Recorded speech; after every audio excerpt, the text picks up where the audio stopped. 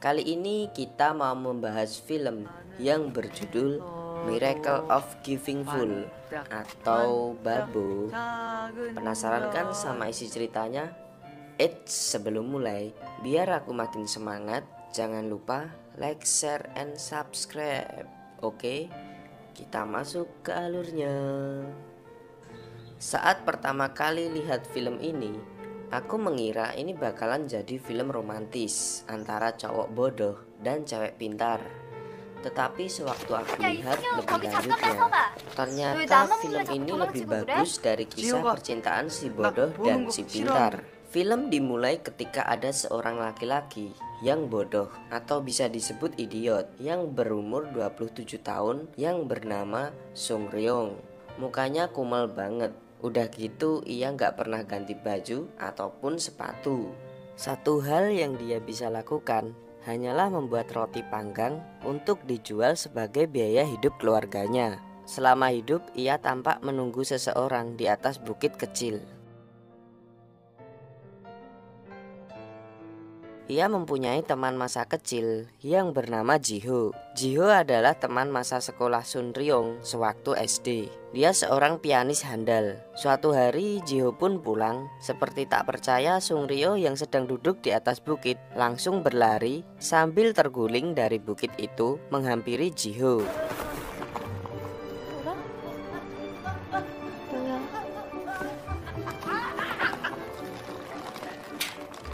Jiho mengabaikannya karena tak ingat pada Sung Ryo. 지효다. 저 아세요? Tak disangka Sung Ryong mengikuti Jiho sampai dekat rumahnya. Karena ketahuan mengikuti Jiho, dia lari terbirit-birit sampai sepatunya copot dan dia pun tidak menyadarinya. Sung Ryong juga memiliki sahabat bernama Sang-so. Ia seorang pekerja di kedai kopi. Suatu hari Jiho gabut dan ingin ngopi. Ia pun berjalan-jalan dan memutuskan untuk mampir sebentar ke kedai kopi tersebut. Jiho yang sedang menikmati kopi tiba-tiba dihampiri oleh Sang-so. Disitulah mereka saling berkenalan, tapi Jiho masih belum sadar kalau Sang-so adalah teman masa kecilnya. Tapi saat sedang ngobrol, ada pengunjung kedai kopi yang nyelonong menyela pembicaraan mereka. Pengunjung kopi mengira Jiho adalah PSK baru yang bertugas di kafe itu. Tapi dia pun membantah dan memutuskan pergi dari tempat itu. Saat pergi dari warung kopi itu, Jiho bertemu Sung Ryong. Ia sadar kalau Sung Ryong adalah temannya yang idiot saat dia di sekolah dulu. Karena ketahuan Jiho, Sung Ryong pun kabur dan meninggalkan sepatunya lagi. Dia berlari ke sana kemari dengan penuh rasa bahagia karena telah bertemu Jiho. Walaupun tetangganya dan orang yang menemuinya selalu menyebut dia bodoh. Adegan pun kembali ketika masa mereka SD. Terlihat Sung Ryong sedang memperhatikan Jiho yang sedang bermain piano. Ketika jam istirahat berakhir, piano yang biasa dimainkan Jiho terbakar. Orang-orang menyalahkan Sung Ryong, padahal sebenarnya bukan dia pelakunya. Sewaktu dewasa, Sung Ryong hanya memiliki teman bernama Sang-so. Ia berteman dengan Sung Ryong karena dia merasa bersalah kepadanya. Dia adalah pelaku dari terbakarnya piano saat mereka SD. Selama ini Sung Ryong selalu membuatkan sarapan untuk adiknya. Karena takut makanannya dingin, ia sampai menutupi roti bakar dengan beberapa tutup panci.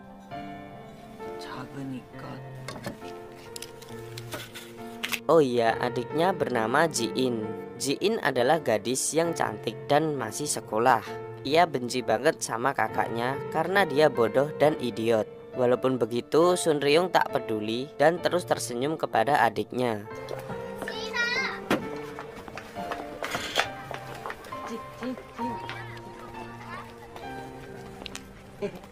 Tak disangka Jiho datang ke toko roti bakar miliknya dan memesan makanan. Tapi ia grogi dan menuangkan banyak gula.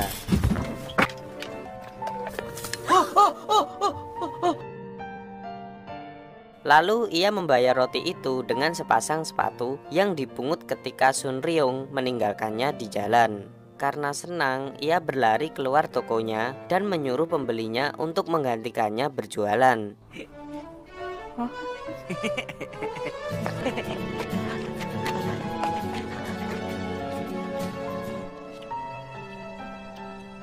Sumpah di sini Sun Ryong emang bener-bener idiot dan kocak. Suatu hari Jiho bertanya kepada ibunya mengenai Sun Ryong. Saat masih kecil, ibu Jiho menjelaskan bahwa Sun Ryong adalah anak yang normal pada umumnya. Tetapi karena gas bocor membuat ayah Sun Ryong meninggal dan menyebabkan otak Sun Ryong melemah, kemudian menjadi idiot. Mengetahui itu, Jiho menjadi sedih dan menaruh rasa kasihan padanya. Saat pulang dari bukit yang biasa Sun Ryong datangi, Jiho secara tidak sengaja melihat Sun Ryong berada di depan rumahnya dan seperti sedang menunggunya. Tetapi saat Jiho sapa, dia malah berlari menjauh. 야, 이승용, 거기 잠깐만 서봐. 너 왜 나만 보면 자꾸 도망치고 그래? 지효가 나 보는 거 싫어한다. Karena sewaktu kecil Jiho pernah berkata kepada Sun Ryong untuk pergi menjauh, tetapi dia sudah lupa apa yang dia ucapkan waktu itu. Melihat sepatu Sun Ryong rusak, ia memberi sepatu baru milik keluarganya dan Sun Ryong pun senang. Dan saat ia pulang, Sun Ryong mengingat kembali masa kecilnya. Ternyata apa yang dikatakan Jiho adalah meminta pergi Sun Ryong yang dituduh membakar piano miliknya. 가! 내 눈앞에서 사라지란 말이야! 가버려! Saking senangnya diberi sepatu baru, ia menyeret-nyeret sepatu di depan rumahnya. Tapi ketika adik perempuannya yang bernama Ji-in yang baru saja datang malah memarahinya dan bersikap kurang ajar kepada kakaknya dengan mengatakan kakaknya bodoh. 바보 같아. Tak terasa salju pun turun. Ia kembali menuju rumah Jiho. Sesampai rumah Jiho, Sun Ryong hanya berputar-putar sambil menyeret sepatunya dan berkata kepada Jiho bahwa dia sudah bisa memakai sepatunya dengan benar. Alasan lainnya Sun Ryong datang menemui Jiho adalah ia ingin melihatnya bermain piano lagi. Tapi dengan muka sedih, ia malah mengajak jalan-jalan Sun Ryong. Suatu ketika, gadis yang bekerja di warung kopi mengajak Sang-so untuk jalan-jalan. Saat Sang-so menerima ajakan, ia malah diajak oleh bos kafe untuk jalan-jalan dan memaksanya walaupun dia punya janji kepada Sang-so. Saat diajak jalan-jalan oleh Jiho, ternyata mereka makan bersama di warung bakpo Chikyen yang terkenal itu. Jiho pun menjelaskan pada Sun Ryong bahwa ia sudah tidak bisa bermain piano lagi. Saat meminta saran, Sun Ryong hanya menyuruh Jiho untuk tetap tersenyum. 나 너무 힘들어. 나 어떻게 할까?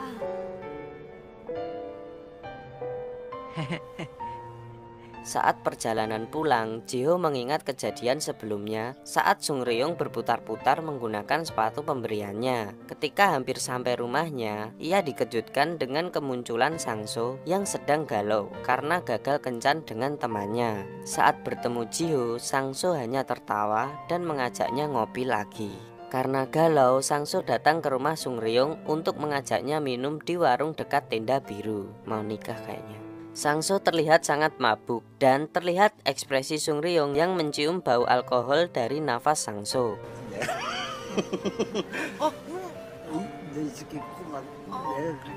Karena kasihan, Sun Ryong membawanya pulang dan tanpa sadar ia melihat teman kencan Sang-so yang bersama pria lain. Saat terbangun dari tidurnya, Sang-so sudah berada di rumah Sun Ryong dan terlihat Ji-in sedang mengomel-ngomel karena kakaknya memberikan sarapan dengan tutup mangkok yang sangat banyak. Ia mengatakan kakaknya bodoh.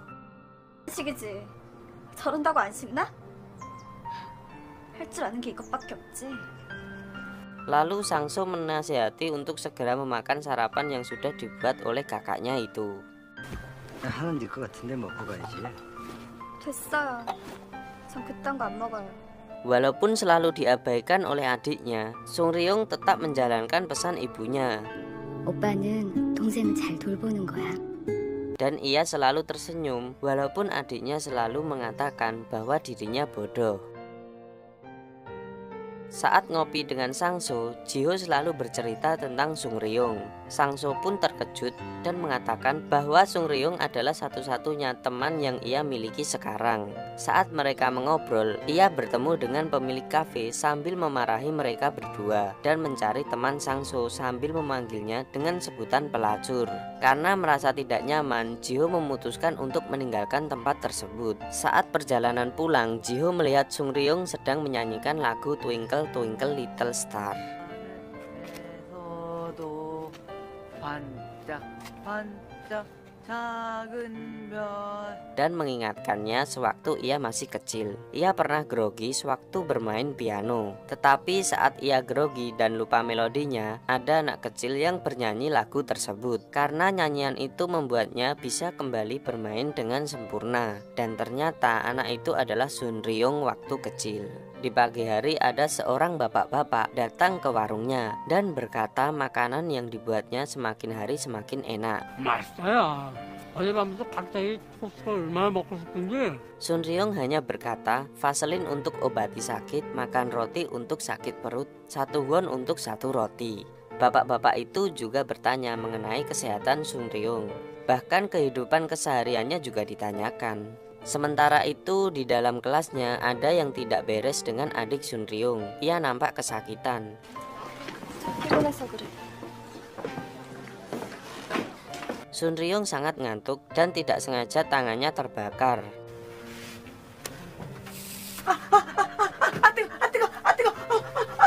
Sung Ryung tidak melihat adiknya lewat di depan kiosnya hingga larut malam. Ia sangat khawatir.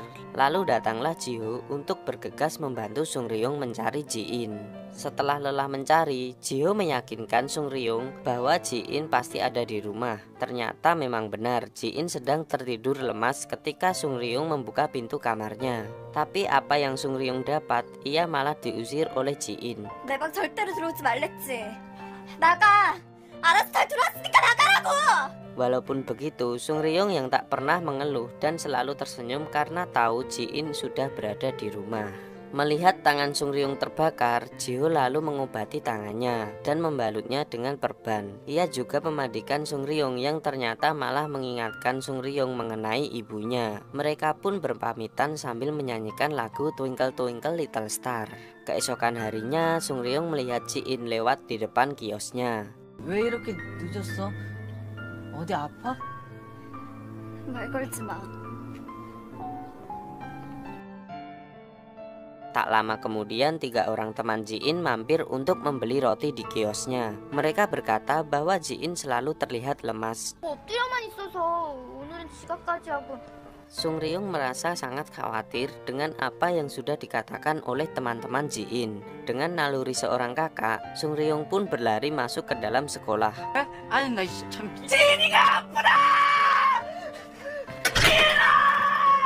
Ia berlari sambil berteriak-teriak memanggil adiknya dan menengok ke setiap ruang kelas.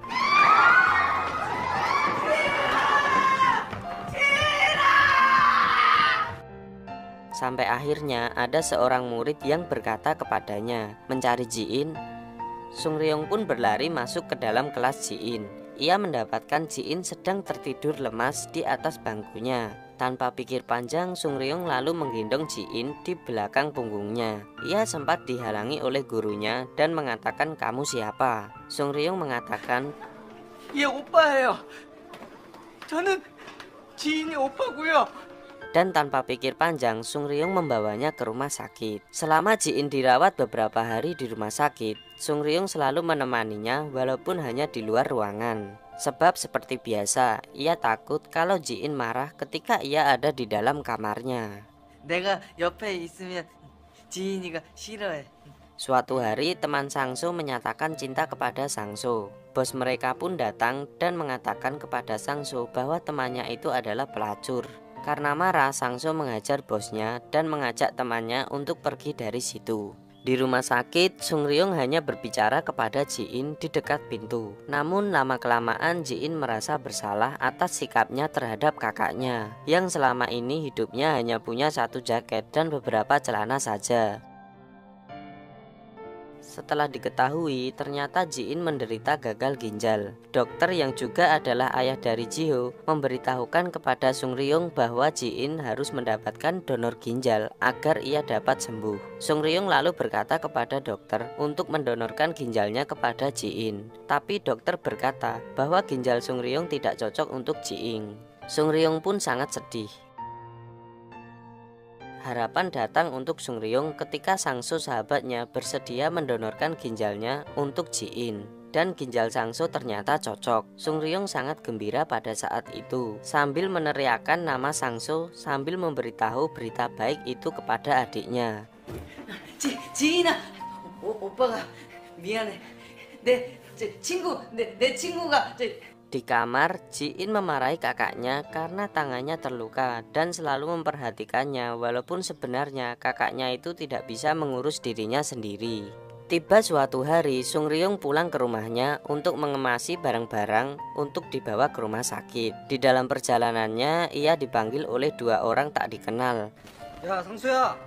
Rupanya orang itu adalah orang suruhan dari musuh sahabatnya, yaitu Sang-so. Sang-so ketika itu memukul musuhnya karena masalah pribadi. Pada saat hendak dipukul dengan botol, Sang-so lebih dulu memukul botol itu dengan tangan kanannya. Sialnya orang itu memberikan ciri-ciri Sang-so kepada orang suruhannya bahwa Sang-so memakai perban di tangan kanannya. Sementara tangan kanan Sung Ryung juga saat itu diperban akibat tak sengaja memegang panggangan rotinya. Sung Ryung menatap ke arah orang suruhan itu dan melihat di tangan kanan orang tersebut memegang sebuah benda untuk mencelakakannya. Seketika itu Sung Ryung tersenyum mengingat kata-kata ibunya yang ingin selalu agar ia menjaga Ji-in. Sung Ryung berdarah-darah dan mengucur deras dari kepalanya, tapi ia tetap berjalan untuk sampai ke rumah sakit. Ia berjalan lemas tapi seperti tak ingin menyerah sebelum ia sampai tujuan. Sung Ryung terjatuh dan terus menahan rasa sakitnya. Ia mengeluarkan foto keluarganya dari jaketnya.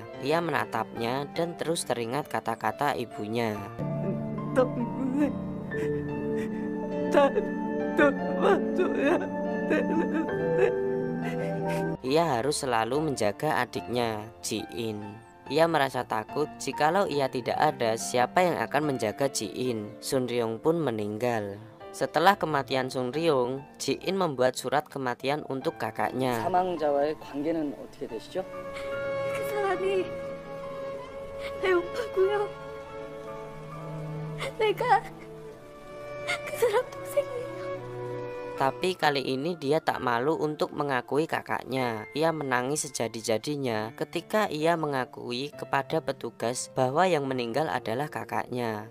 Di kamar kakaknya, ia menyesali kenapa selama ini mengabaikan ketulusan kakaknya. Ia merenung di kamar Sung Ryung. Kini ia tinggal sendiri di rumah yang sepi. Tidak ada lagi yang menyiapkan sarapan untuknya. Namun sekarang ia sadar bahwa kakaknya adalah orang yang terbaik. Kakaknya selalu tersenyum walaupun keadaan baik ataupun buruk. Senyumannya adalah cahaya. Ketika ia tersenyum, maka orang lain pun ikut tersenyum. Sementara itu teman masa kecil Sung Ryung yang telah memberikan ginjalnya kepada adiknya yang bernama Sang-so menggantikannya berjualan roti bakar di dekat sekolah Ji-in. Sedangkan Ji-ho kembali memainkan piano atas permintaan Sung Ryung sebelum meninggal. Dan film pun tamat.